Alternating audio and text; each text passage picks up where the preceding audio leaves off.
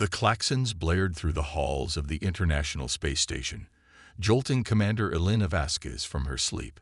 She floated quickly to the command module, her heart racing.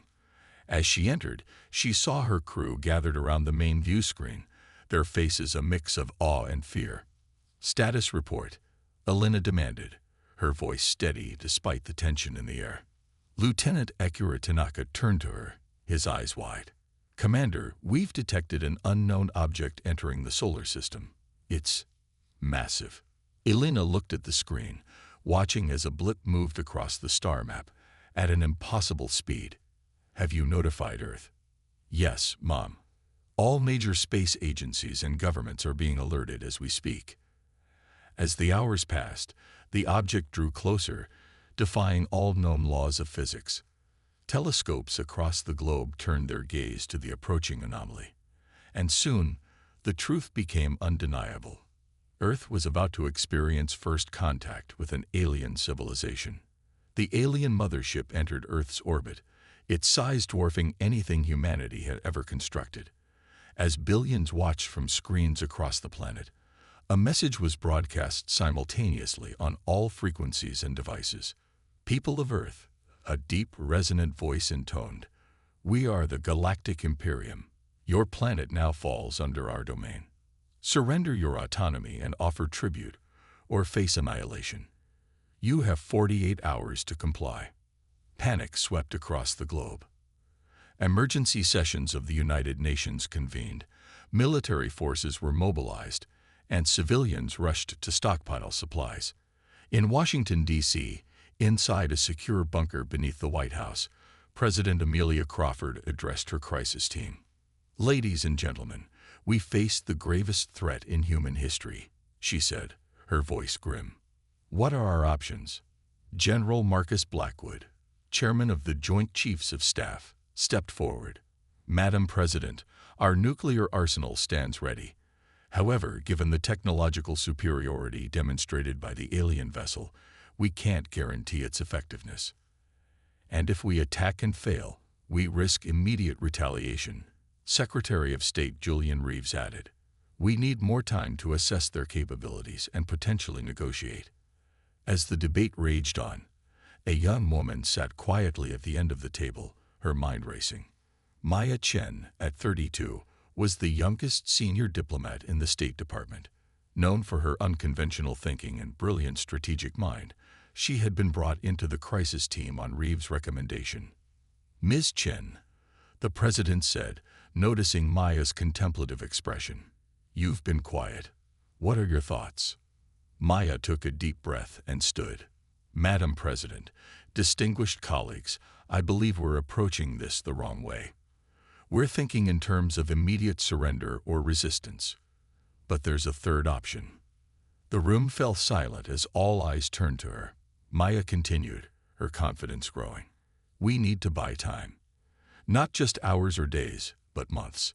We need to turn their ultimatum into an opportunity for cultural exchange and negotiation." General Blackwood scoffed. "And how do you propose we do that, Ms. Chen? They're not here for a tea party." Maya's eyes flashed with determination. "No, they're not. But they're also not here to rule over a radioactive wasteland.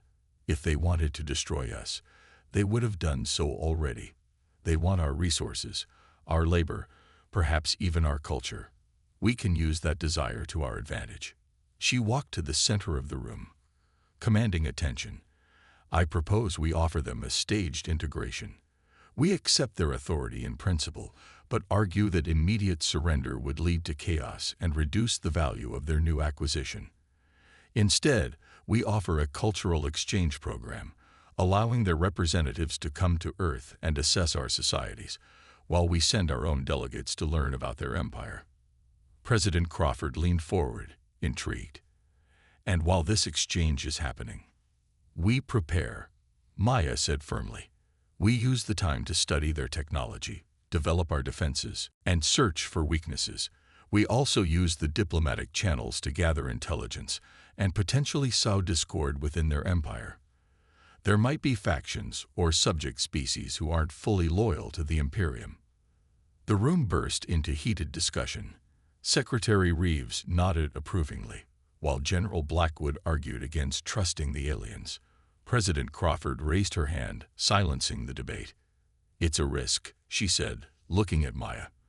"But it's also the best chance we have. Ms. Chen, I'm appointing you as our chief negotiator with the Galactic Imperium. Work with Secretary Reeves to draft a response. General Blackwood, I want every nation with space capabilities working on defense technologies. We'll buy time, but we'll also prepare for the worst." As the meeting adjourned, Maya felt the weight of humanity's future on her shoulders. She knew the coming months would be a delicate dance of diplomacy, deception, and preparation. One misstep could mean the end of human civilization. 12 hours later, Maya stood before a global audience, flanked by holographic representations of world leaders. With a steady voice, she delivered humanity's response to the Galactic Imperium. To the esteemed leaders of the Galactic Imperium, she began, her words broadcast to the alien mothership and across the Earth. "We, the united people of Earth, have received your message. We recognize the vastness of your empire and the power you wield. In the spirit of mutual understanding and peaceful transition, we propose a period of cultural exchange and gradual integration." Maya outlined the plan for reciprocal delegations, emphasizing the complexity of Earth's diverse societies and the need for a measured approach to prevent chaos. She concluded with a message of hope and subtle defiance. "We look forward to learning from your advanced civilization, and we are eager to share the unique beauty and potential of our world. Let us move forward not as conquerors and subjects, but as partners in the grand tapestry of the cosmos." As Maya finished her address, a tense silence fell over the planet. In homes, offices, and public squares, billions held their breath, waiting for the aliens' response. Hours crept by with no word from the mothership. Finally, as the deadline approached, a new message arrived. "Your proposal is accepted, conditionally. Our delegation will arrive in 7 rotations.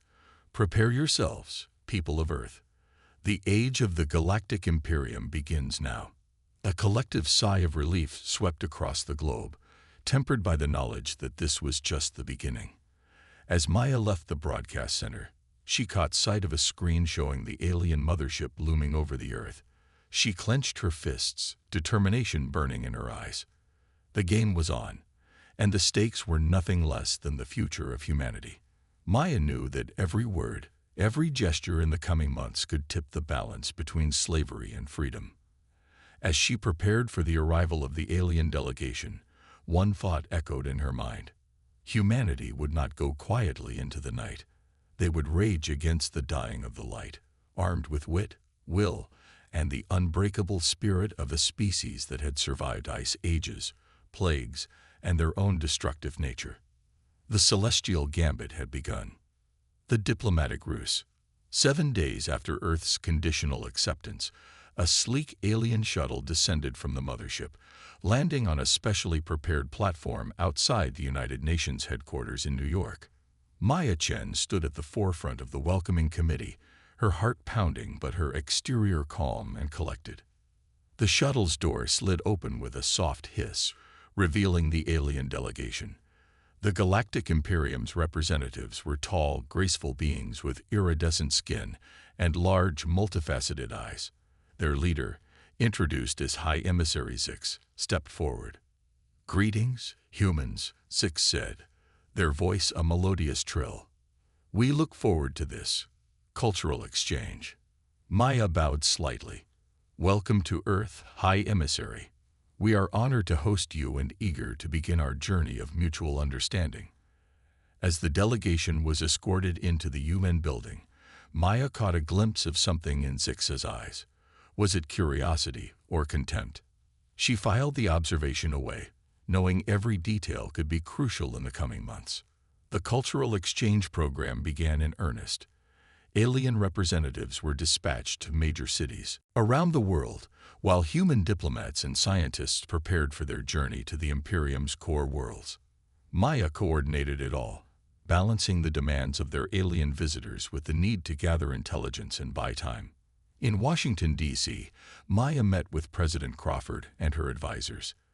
"The aliens are particularly interested in our art and music," she reported. "They seem fascinated by the diversity of human culture. We're using this to our advantage, organizing concerts, exhibitions, and cultural festivals to keep them engaged." General Blackwood growled, "That's all well and good, but what about our defenses? We can't keep them distracted with painting and dance forever." Maya nodded, her expression serious. "You're right, General. While we've been putting on this show, our covert teams have been working around the clock. We've managed to obtain samples of alien technology from their shuttles and personal devices. Our scientists are reverse engineering what they can." She turned to a holographic display, showing a schematic of a sleek spacecraft. "This is Project Phoenix. Using what we've learned from alien tech, we're developing a fleet of advanced stealth ships. They're smaller than traditional vessels, but equipped with energy shields and weaponry that should be effective against Imperium defenses." President Crawford leaned forward, studying the design. "How long until they're ready?" "The prototype will be complete in 3 months. We're using factories around the world, disguising them as new cultural centers or renovation projects to avoid suspicion." As the meeting continued, Maya's communicator chimed. A message from the alien mothership. The Imperium was requesting to expand their presence on Earth, citing the need for more comprehensive cultural assessment. Maya's mind raced. This could provide more opportunities for intelligence gathering, but it also increased the risk of their preparations being discovered. She made a quick decision. "Madam President, I believe we should agree to their request, but with conditions. We'll allow more alien observers, but insist on sending an equal number of humans to their core worlds. This will give us more eyes inside their empire." President Crawford nodded her approval. "Make it happen, Ms. Chen. And Maya, be careful. You're walking a dangerous line." Over the next few months, Maya found herself in a complex dance of diplomacy and deception. By day, she guided alien dignitaries through Earth's greatest landmarks, engaged in philosophical debates about the nature of art and freedom, and negotiated the terms of Earth's integration into the Galactic Imperium. By night, she pored over intelligence reports, coordinated with Earth's hidden resistance, and searched for any weakness in the alien society that could be exploited. It was during one such late-night session that Maya noticed a pattern. Reviewing footage from various alien interactions, she observed subtle tensions between different groups within the Imperium delegation. Some seemed more enthusiastic about Earth's culture, while others appeared disdainful or even fearful. Intrigued, Maya dug deeper. She cross-referenced her observations with reports from human diplomats on Imperium worlds and communications intercepted by Earth's intelligence agencies. A picture began to emerge. The Galactic Imperium was not as unified as it appeared. Maya requested a secure meeting with her most trusted advisors. In a room swept for surveillance devices, she shared her discovery. "The Imperium is facing internal strife," she explained, pointing to a holographic map of known Imperium territory. "There are at least 3 distinct factions vying for power. The expansionists, led by High Emissary Zix, favor aggressive conquest. The preservationists argue for limited controlled integration of new species. And there's a third group, the symbiotes, who believe in true cooperation and mutual benefit." Her team listened intently as Maya continued. "This division is our opportunity. If we can exacerbate these tensions and potentially ally ourselves with the symbiotes, we might be able to fracture the Imperium from within." As the team discussed strategies to exploit this newfound weakness, an alarm blared through the building. Maya's communicator lit up with an urgent message. The aliens had discovered one of Earth's hidden shipyards. Heart racing, Maya rushed to the alien embassy. High Emissary Zix was waiting, their usually placid features contorted with anger. "Explain this deception," Zix demanded, showing holographic images of the secret facility. Maya's mind worked furiously. Their entire plan, the future of humanity, hinged on her next words. Took a deep breath, steadying herself. "High Emissary," she began, her voice calm despite the turmoil within. What you've discovered is not deception, but preparation. Earth has a long history of conflict and misunderstanding between its own nations. We feared that rapid integration into the Imperium might spark internal strife, potentially damaging the very resources and culture you value. She gestured to the images. These facilities are part of a contingency plan, a way to maintain order during our transition. We should have been more transparent, and for that, I apologize. Perhaps this can serve as an opportunity for deeper trust and cooperation between our peoples. Zix studied Maya intently, their multifaceted eyes unreadable. The silence stretched, becoming almost unbearable. Finally, the alien spoke. Your explanation is interesting, Diplomat Chen. We will consider its veracity. But know this, our patience is not infinite. The Imperium will have Earth, one way or another. As Zix left, Maya allowed herself a small sigh of relief. She had averted immediate disaster, but the aliens would be watching more closely now. The delicate balance she had been maintaining was shifting, and time was running out. Maya knew that the next phase of their plan needed to be accelerated. As she left the embassy, she sent a coded message to General Blackwood. Phoenix rises at dawn. The celestial gambit was entering its next phase. Earth's hidden fleet would soon be ready, and with it, humanity's chance to change the game. But as Maya looked up at the alien mothership looming in the sky, she wondered, had they prepared enough? And when the time came, would humanity be ready to fight for its freedom among the stars? The hidden arsenal. The pre-dawn sky was tinged with anticipation as Captain Zura Okoye stood on the bridge of the ESS Phoenix, Earth's first advanced stealth ship. Hidden in a subterranean hangar beneath the Sahara Desert, the Phoenix represented humanity's best hope against the technological superiority of the Galactic Imperium. All systems check complete, Captain. Lieutenant Commander David Chen, Maya's brother, and the ship's XO, reported. We're ready for launch. Zara nodded, her dark eyes reflecting the soft glow of the instrument panels. Commence launch sequence. Let's show these aliens what humanity is capable of. As the hangar roof retracted, revealing the star-studded sky, the Phoenix rose silently, its advanced propulsion system leaving no visible exhaust. Across the globe, similar scenes played out as Earth's hidden fleet took to the skies, invisible to both terrestrial and alien sensors. In New York, Maya Chen watched the clock anxiously. The launch of the fleet coincided with a grand cultural exhibition she had organized for the alien delegates. As the doors to the exhibition hall opened, she plastered on a diplomatic smile. High Emissary Zix, distinguished delegates, welcome to Humanity's Spirit, a showcase of Earth's artistic achievements throughout history. As Maya guided the aliens through displays of ancient sculptures, Renaissance paintings, and modern interactive art, her mind was light years away, with her brother and the brave men and women manning Earth's secret fleet. High above the Earth, Captain Okoye and her crew approached their first target, a small Imperium outpost on the far side of the moon, established under the guise of scientific cooperation.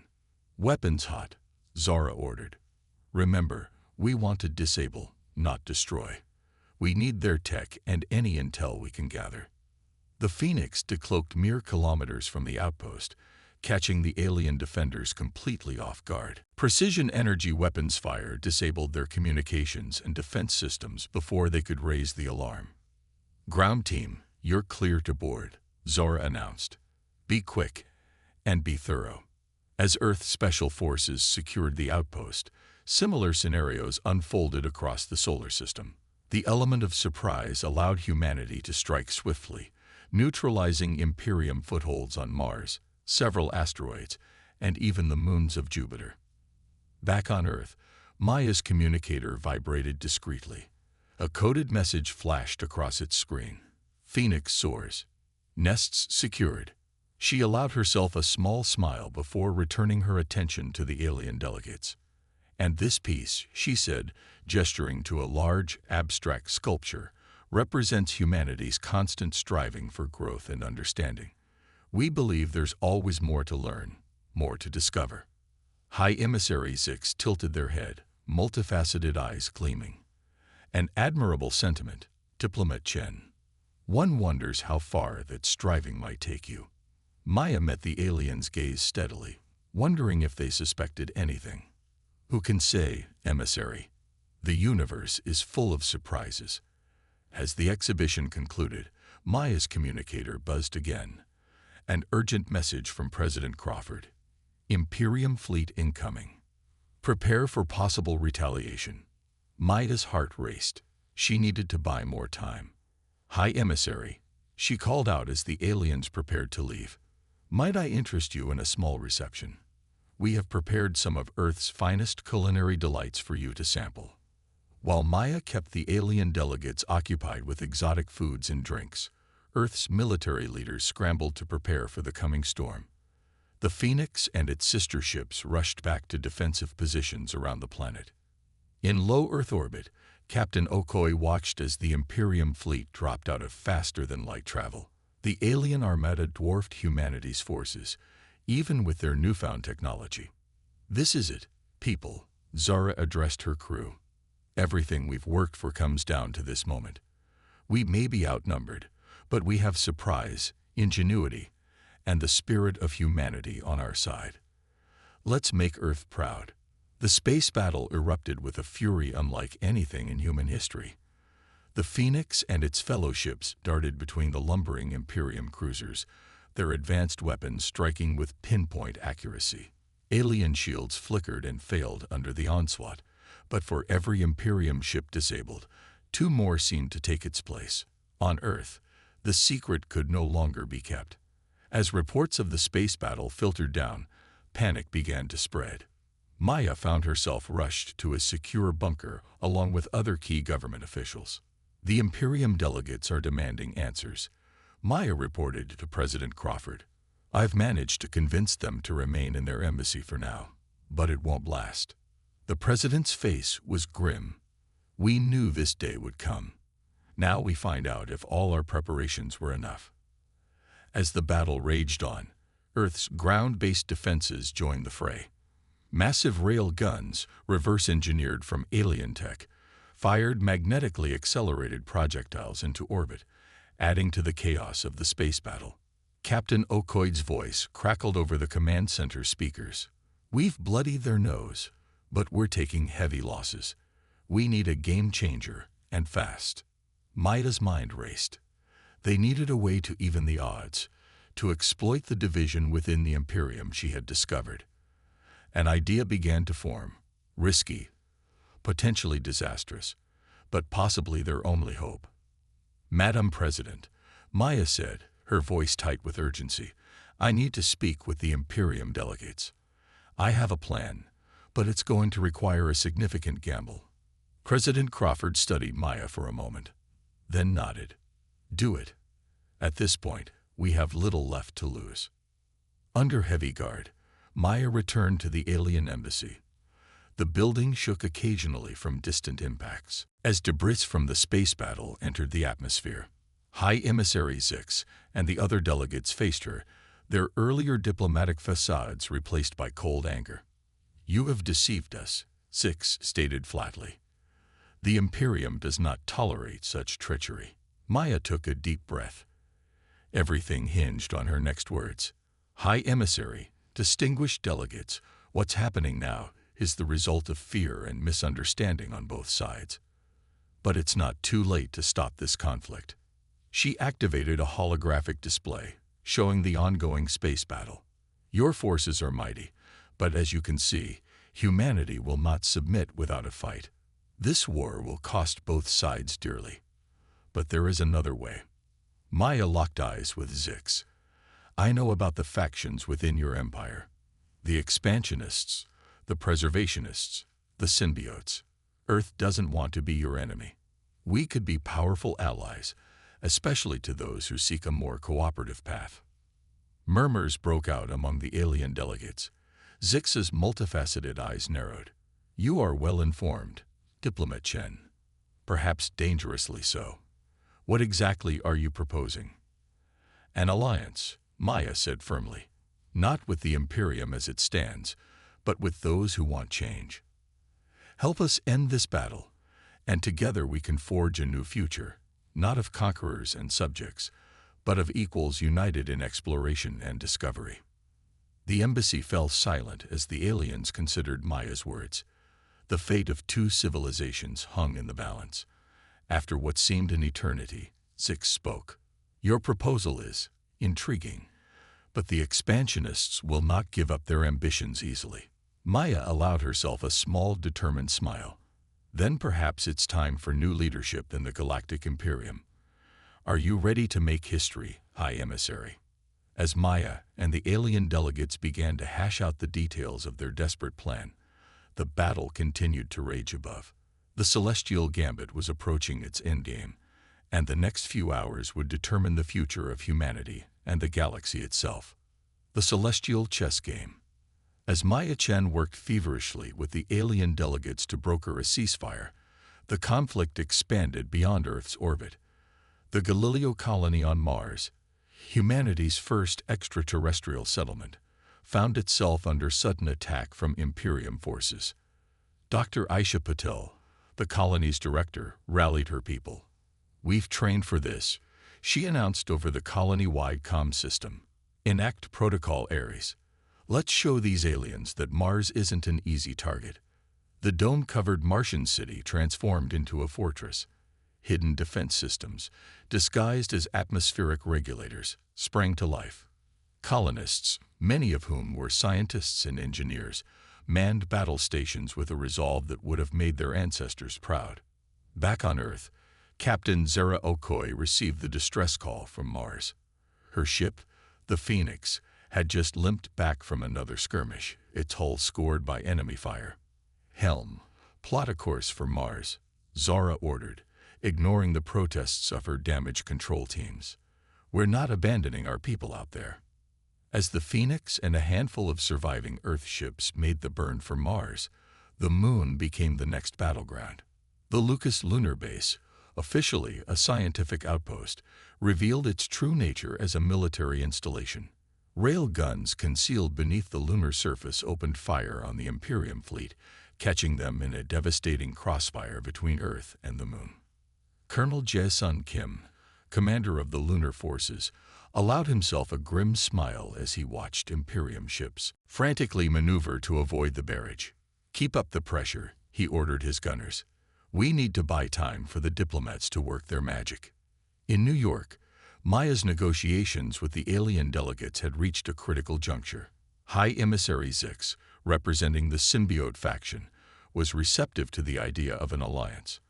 However, the expansionist hardliners among the delegation were pushing back. This is madness. Krax, the expansionist leader, bellowed.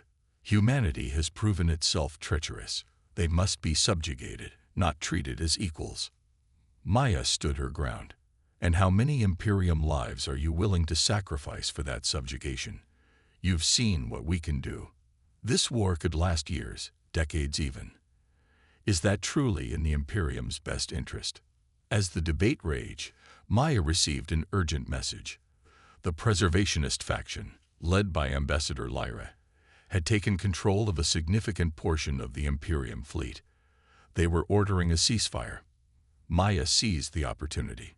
You see, change is already happening. The Imperium is evolving. Will you evolve with it, or be left behind? Krax's eyes narrowed, but before he could respond, the embassy shook violently.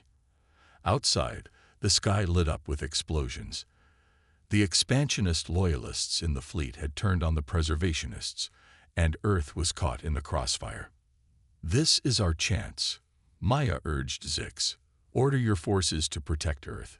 Show humanity that the Imperium can be an ally, not just a conqueror. Zix hesitated for a moment, then nodded. Very well, Diplomat Chen. Let us reshape the future together. As Zix began issuing orders to the symbiote and preservationist ships, Krax lunged for the communicator. Traitors. I'll see you all. He was cut off as Lyra, the preservationist leader, deftly incapacitated him with a hidden weapon. "My apologies for the deception," Lyra said to Maya. "We've been planning this coup for some time. Your resistance gave us the opportunity we needed."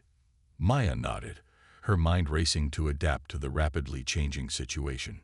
"Then let's not waste it. We need to coordinate our forces and end this conflict before more lives are lost." As the reformed Imperium fleet moved to protect Earth, the battle lines shifted.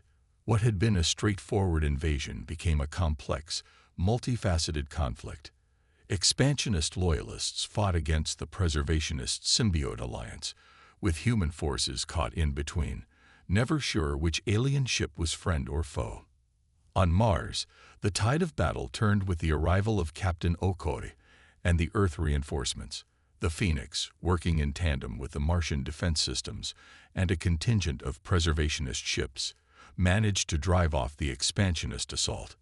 Dr. Patel greeted Zora as she stepped onto Martian soil.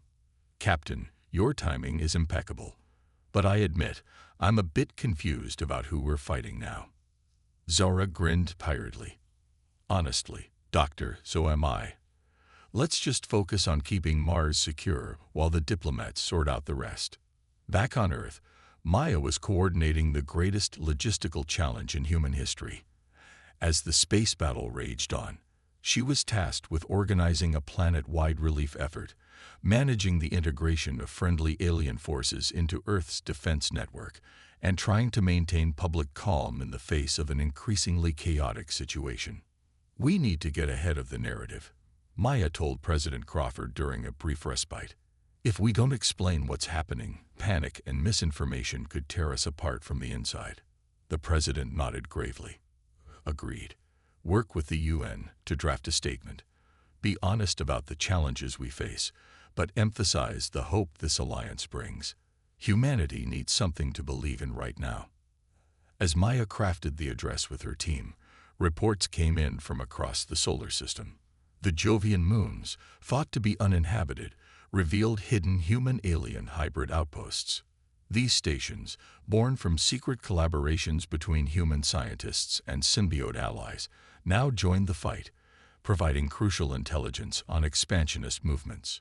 The asteroid belt became a treacherous battlefield, with small, agile ships darting between floating rocks, engaging in tense cat and mouse games. The dwarf planet Ceres, its ice caves concealing vast weapon caches, became a flashpoint of conflict. Amidst the chaos, acts of incredible heroism and sacrifice emerged. The crew of the ESS Daedalus, their ship, crippled by enemy fire, piloted their vessel into the path of a doomsday weapon aimed at Earth, detonating their core and saving millions of lives. On Titan, Saturn's largest moon, a small human research team worked frantically to bring online an experimental quantum communication array. If successful, it could allow instantaneous coordination between allied forces across the solar system, potentially turning the tide of war.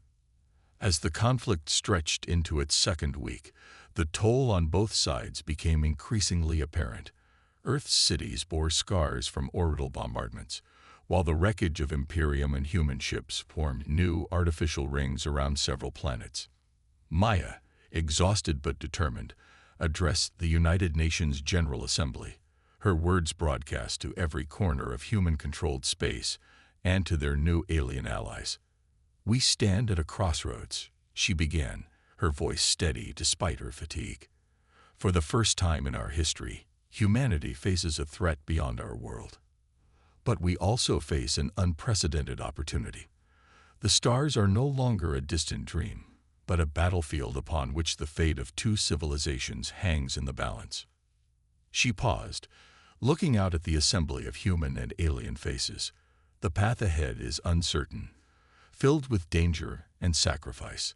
But I've seen the courage of our people, the ingenuity of our scientists, the determination of our soldiers. And I've witnessed the honor and wisdom of those among the Imperium who chose peace over conquest. Together, we can forge a future greater than either of us could achieve alone. A future of exploration, of discovery, of growth. The celestial gambit isn't just about survival. It's about proving that cooperation can triumph over conflict, that diversity can be a strength rather than a weakness. As Maya's words echoed across Earth and into the depths of space, the battle raged on. But now, there was a glimmer of hope, a vision of a united future that gave new strength to the weary soldiers and civilians fighting for survival. The Celestial Gambit was approaching its final moves. The next few days would determine whether humanity and its new allies could turn the tide, or if the expansionists would snuff out this brief, bright moment of interstellar cooperation. The game board was set, the pieces in motion. All that remained was the endgame. Endgame. The quantum communication array on Titan crackled to life, its activation sending ripples of excitement and hope across the embattled solar system. Dr. Elena Volkov, the lead scientist of the Titan team, allowed herself a brief moment of triumph before opening a channel to Earth. Titan to Earth command. The QCOM is online. I repeat, QCOM is online. In the makeshift war room beneath the ruins of Geneva, Maya Chen felt a surge of energy despite her exhaustion. "This changes everything," she said to the assembled human and alien leaders. "With instantaneous communication, we can coordinate our forces across the entire system." High Emissary Zix nodded, their multifaceted eyes gleaming. "Indeed, the expansionists will find it much more difficult to outmaneuver us now." As the Alliance adapted to this new advantage, the expansionists launched a desperate, all-out assault. Their remaining forces converged on Earth, Mars, and the Jovian moons simultaneously, hoping to overwhelm the defenders through sheer force. Captain Zara Okoye, now in command of Earth's combined space fleet, used the QCOM to orchestrate a complex defense. Ships danced between planets, arriving just in time to turn the tide of battle before jumping to the next hotspot. On Mars, Dr. Aisha Patel led a daring counterattack. Using the planet's vast network of tunnels, her forces emerged behind enemy lines, disrupting the expansionist offensive. The red sands of Mars were scared by weapons fire, the thin atmosphere filled with the chaos of battle. Back on Earth, Maya found herself in an unexpected role. As the space battle raged overhead, she was tasked with leading a ground team to secure a crashed expansionist ship in the Amazon rainforest. The vessel potentially contained vital intelligence that could end the war. As her team trudged through the dense jungle, Maya reflected on the strange path that had led her here. From diplomat to soldier, from negotiating peace to fighting for survival. The sound of alien weaponry snapped her back to reality. "Contact front," her security detail shouted. Maya ducked behind a massive tree trunk as energy bolts sizzled past. "Remember, we need prisoners for questioning," Maya called out as her team returned fire. The skirmish was brief but intense. In the end, Maya's team stood victorious, with several expansionist soldiers captured. One of the aliens, more hostile than the others, spat out, "You think this changes anything? Our main fleet approaches. Earth will burn." Maya felt a chill despite the jungle heat. She activated her QCOM. "Earth Command, be advised. We have confirmation of an incoming expansionist main fleet. I repeat, main fleet incoming." In space, Captain Okoye received the warning. She turned to her alien ally, Sub-Commander Lyra of the Preservationists.